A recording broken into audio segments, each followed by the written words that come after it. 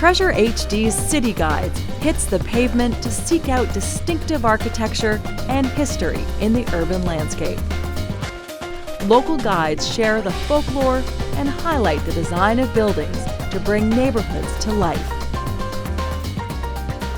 From Romanesque revival to modernism, discover the fascinating architecture, old and new, that frames cities all over the world.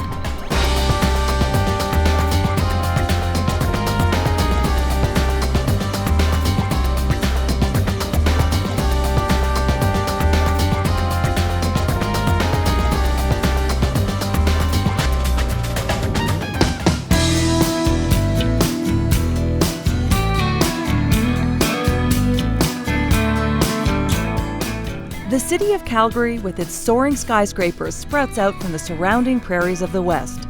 Today's skyline defines it as a modern-day city, but its foundations are built on proud historic roots as a Wild West frontier town. Log cabins and wood-framed homes dotted the landscape as the town established itself during the mid-19th century. This was the architecture of necessity and survival. Once the railway made it through Calgary, industry and population boomed. This newfound prosperity encouraged residential, commercial, and ecclesiastical architecture to flourish, taking inspiration from other leading cities like Toronto and Montreal. City Guides heads west to Calgary, Alberta to seek out architectural treasures in an area bordered by 19th Avenue Southwest to the south, 11th Street Southwest to the west, 1st Avenue Southwest to the north, and 15th Street Southeast to the east. There's a fiction about Calgary that it's a new city without a past, focused firmly on the future. But it isn't so, and a look below the gleaming towers, or behind the steel and glass, will show hundreds of historic office buildings, homes, warehouses, and factories that tell the city's story.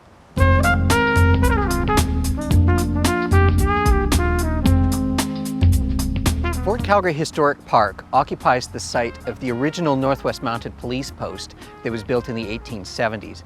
It was lost to history in 1914 when this became a railway yard, but then it was reclaimed in the 1970s when it became the subject of an archaeological study and was then turned into a city park. The original officers' barracks were demolished in 1914 and then reconstructed in 2000 as part of the Fort Calgary Museum.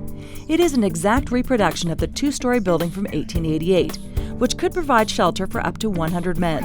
It is constructed of wood and has no ornamentation apart from its brightly painted facade.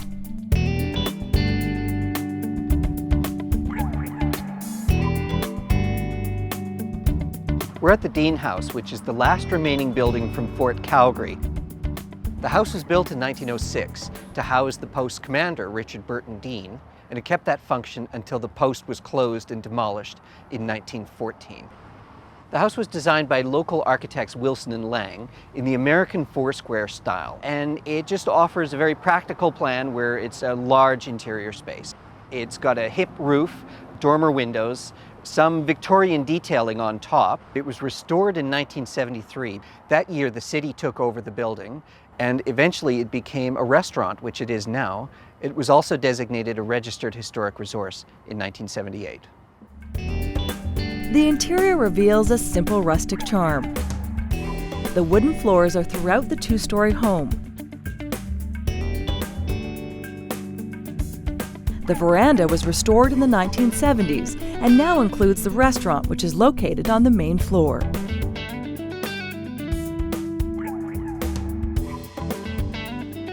The Hunt House stands right behind the Dean House. It's believed to date from the 1870s when it might have been built by Métis buffalo hunter Louis Roselle. It's possibly the oldest building in Calgary. It's certainly the oldest building in Calgary in its original location.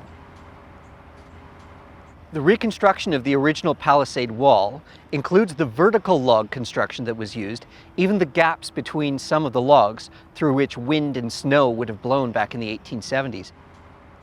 And now we'll move from Calgary's original seat of authority to its next seat of authority, City Hall.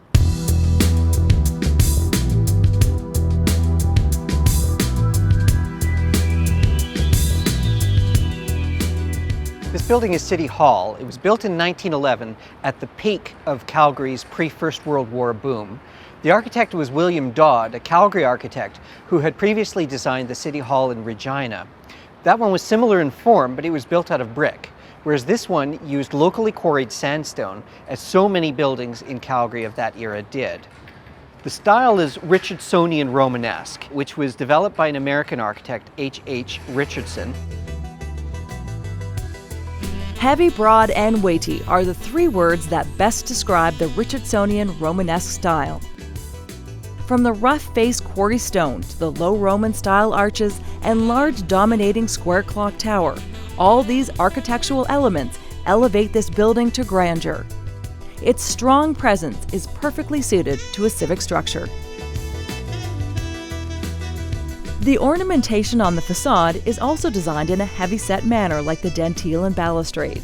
Ionic columns gracefully flank the pronounced arch entranceway.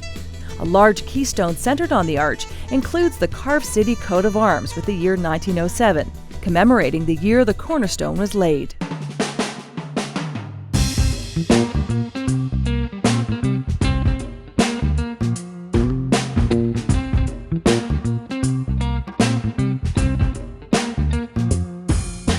This building is Fire Hall Number 1, the second of 3 Fire Hall Number 1s that Calgary has had. This one was designed by local architects Lang and Major, and it was designed in the classical style. Some of the features we see here are the central pediment, the cornice, the rounded window with 4 keystones, the tower with its copper cupola on top, and the string courses that give us this nice contrast between the red brick and the locally quarried sandstone. The building is set at a 45-degree angle to the intersection, which gives the firefighters equal access to 6th Avenue or to 1st Street Southeast. The arches over the entrances are repeated inside the building, and the bays themselves were designed for horse-drawn vehicles as well as for the motorized equipment that was already replacing them in 1911. The fire hall closed in 1973. The structure was returned to its original historic appearance after undergoing an extensive $1 million restoration project in 1989. It now operates as a budget rent-a-car. One of the features of that restoration was a recreation of the copper cupola. But there's one error in it. Because of a misreading of an historic photograph, there is the wrong number of pillars supporting the cupola. Up next, City Guides checks out Calgary's landmark Palliser Hotel.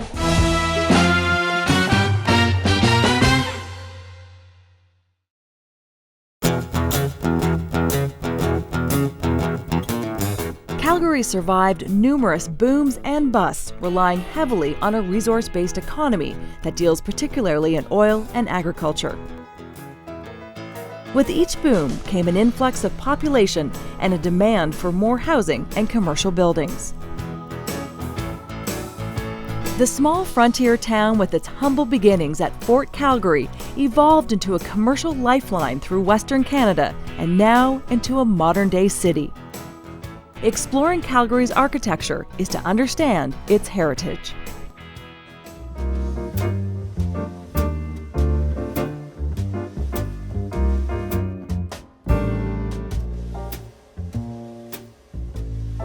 This is the Lawhead Building and Grand Theatre. It was built for Senator James Alexander Lawhead, one of the wealthiest and most powerful people in Calgary in his day. It's actually 2 buildings. The commercial, office, and residential Lawhead Building is an L-shaped building that wraps around the shoebox-shaped Grand Theatre in behind. The theatre was the finest in Calgary in its day. It was for live theatre, cinema. One thing that distinguished it was it had a stage 1 foot wider than the Royal Alexandra in Toronto, making it the largest stage in Canada of its day. On the main floor of the Lawhead Building, we have about 16 commercial storefronts. This mixed-use building was designed in what's known as the Chicago style. It is a steel frame structure clad with brick and sandstone. The main floor is capped with a simple cornice, which creates a distinct line between the commercial street level and the offices on the upper floor. Additional subtle detailing includes the lintels above the windows, which stretch 2 panes wide. Pilasters run up the full 5 stories above the main floor. Major restoration work in 2008 included a newly restored decorative cornice running along the top of the building. There's an interesting architectural feature about it, the dentils. Dentils comes from the French word dent for teeth, because they look like teeth. There's no functional purpose. They're just there to remind us of an earlier architectural feature in older buildings, back when they used heavy wooden beams to support the roof of a building. You would see the ends of these heavy wooden beams. So the dentils are just a reference to that earlier feature. Now we go to Stephen Avenue, which is a National Historic District in the heart of downtown Calgary.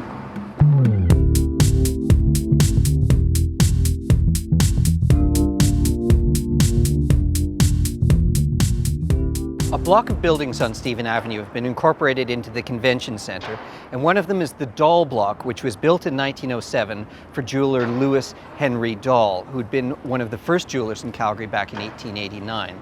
It was designed by John A. Maycock in the Richardsonian Romanesque style, so it's got the characteristic arches, and here they're executed in sandstone, which provides a nice contrast, gives us a polychromatic effect against the red brick. Additional details include the 3rd-story bay window with a seashell pattern in the upper portion of the arched window. There is a decorative parapet lining at the top of the building, flanked on either side by small turrets. The ornamentation is further enhanced by contrasting polychromatic brick and stonework, which make it stand out from the facade. The Dahl Block underwent restoration work in 1994 to bring the character of the building back to its original charm. Just a couple of doors down is another building, historic building, also incorporated into the convention center. It's the Thompson Brothers Block, which dates back to 1893. It's also got those rounded Romanesque style windows and a stone parapet on top, and this is like a false front. It's sort of a reference to the kind of wooden false fronts that you'd see in Western boom time buildings, but in this case it's executed in sandstone.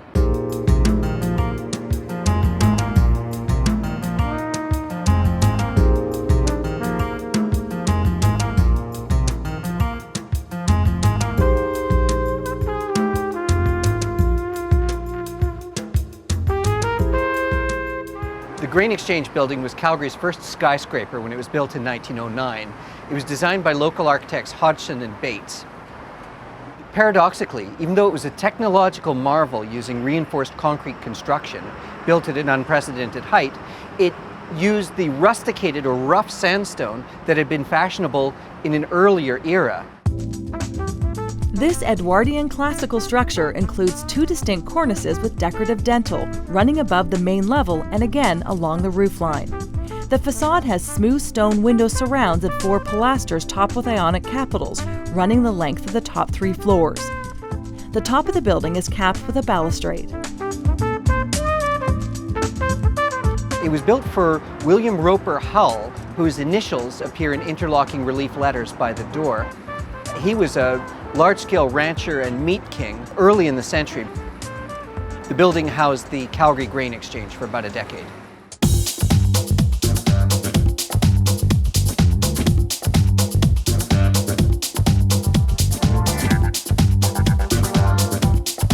Edward and W.S. Maxwell designed the Palliser Hotel in Edwardian classical style. Their original design had a French-style mansard roof, which would have been more in keeping with the Canadian Pacific Railway chateau-style hotels, but this one had more of a Chicago influence with a flat roof. When it first opened, the hotel had a glistening white appearance before the stone darkened over time. It was 8 stories tall originally, and in 1929 the CPR added 3.5 floors. Classical features include the Ionic columns, the decorative carved festoons, elaborate keystones, and Palladian windows. The facade has a symmetrical appearance and includes light wells that contain additional windows. There are just a few balconies on the facade, but they are highly decorative using ornate iron railings and brackets. They add a whimsical charm to the overall design. Classical features exist throughout the interior of the hotel. The grand lobby includes large marble columns and decorative carvings.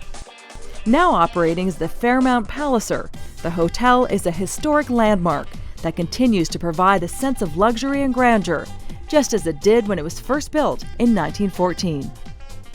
The hotel opened right about the time Calgary had its first oil boom in 1914. And a writer in one of the newspapers wrote, "Someday in the future, when men fly about in aeroplanes and they look down at the Palliser Hotel, they'll see the form of the letter E, without which the word energy cannot be spelled." And of course, high-powered oil men have been guests in the Palliser Hotel ever since the opening.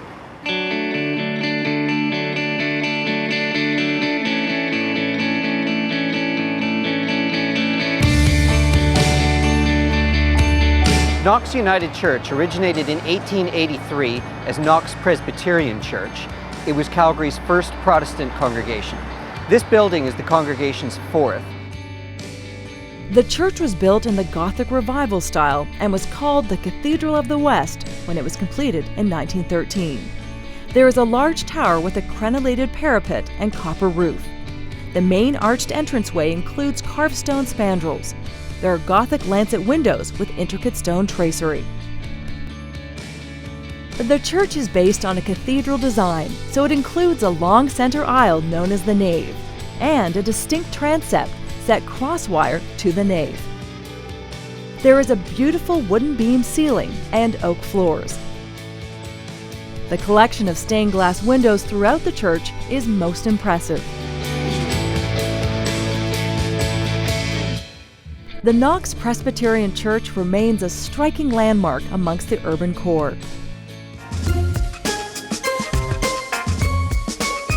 Coming up, City Guides checks out one of the most opulent homes in Calgary.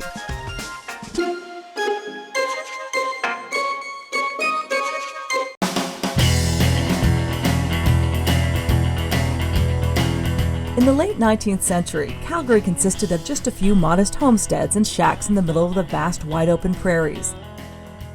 The land had not yet been fully explored and certainly not tamed in those early days. But over time, the city's humble beginnings grew into the thriving metropolis of today. Now surrounded by steel and glass towers, there is still evidence in Calgary streets of its evolution from a small fort town to a large, viable city.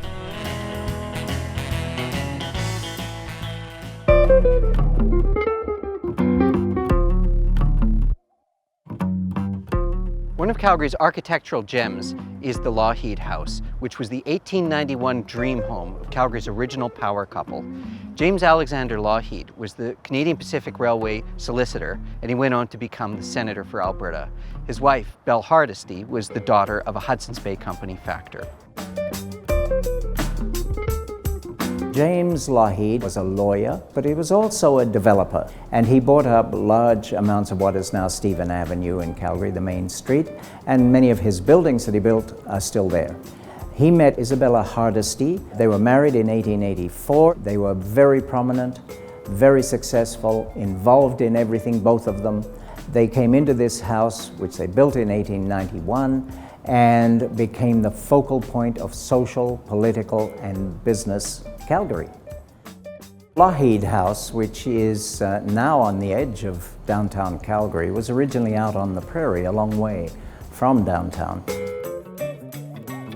The architecture is a mix of styles, largely Queen Anne Revival, and then the rest is what we call Prairie Grand. It's a mix of a whole lot of architectural styles. It was built with the finest of materials available at that time. The asymmetrical massing and irregular roofline is typical of the Queen Anne style. The hipped roof has dormers, tall chimneys, and crenellation with iron finials. There are two towers, a square one and an octagonal one, with a pyramidal roof. The fenestration is equally varied, with some square-headed and dormer windows, while others are more Romanesque with round arches. The main entrance is marked by a portico supported by 4 Doric columns. The elaborate balustrade along the second-floor balcony was restored in 1997. There is a small shield on the facade with the carved letters JAL. This is an acknowledgement of a former resident, James Alexander Lawhead. Another feature of the property was the sunken garden to the east, where the Lawheads would entertain when guests like the Governor General and his wife, the Duke of Duchess of Connaught, came to town. They would be entertained here at the Lawhead House. The gardens have now been restored to what we think they looked like at that time. There are differences because it's a public park, and we had to put in a couple of public pathways, but it's very reminiscent of how it would have been in the Lawheads' time. The style of the interior borrows from a number of architectural styles. We think that it's probably based on their travels through Europe, but mostly you would have to call it high Victorian. You will see as you look around the ceilings in this room, in the drawing room, beautiful ornate plasterwork, what are called dentils around the top, and the cherubs in the plasterwork in the ceiling. Then you will see the beautiful dark pillars that are Spanish mahogany, and the walls are sand painting, kind of glass painting, so it's a mixture of a gritty substance and paint. And that whole effect of the place was to give it a dark and very formal look. The drawing room was a formal entertaining space done in the high Victorian Edwardian style, whereas the mission room, which was used as a family room, was done in the more casual arts and crafts style. One of the major features of the interior is the beautiful collection of stained glass windows. They were made by the Toronto glass company McCausland, which is still in operation to this day. The windows depict scenes from the surrounding prairie, such as wildflowers and animals. Unfortunately, the stained glass dome in the dining room was lost in a fire in the mid-1960s and has since had to be replaced with a simple glass dome. The second floor was the private living quarters for the Lawhead family. Isabel Lawhead's bedroom is still well preserved and includes some of her original furniture. By 1925, depression was hitting Calgary and Alberta. By then, the senator had died, the family's money was all tied up in property. In 1934, they lost the house for unpaid taxes. The city took it, and Isabella was allowed to live on here until she died in 1936. We believe that this is a place now that should have community involvement. We invite the community here for various events, and we invite people to use it as a public park, which they do. After the Lawhead occupancy, the house became Red Cross House. But years later, the province acquired the house in 1979, and through citizen and government cooperation, it was restored and turned into the tea house that we enjoy today.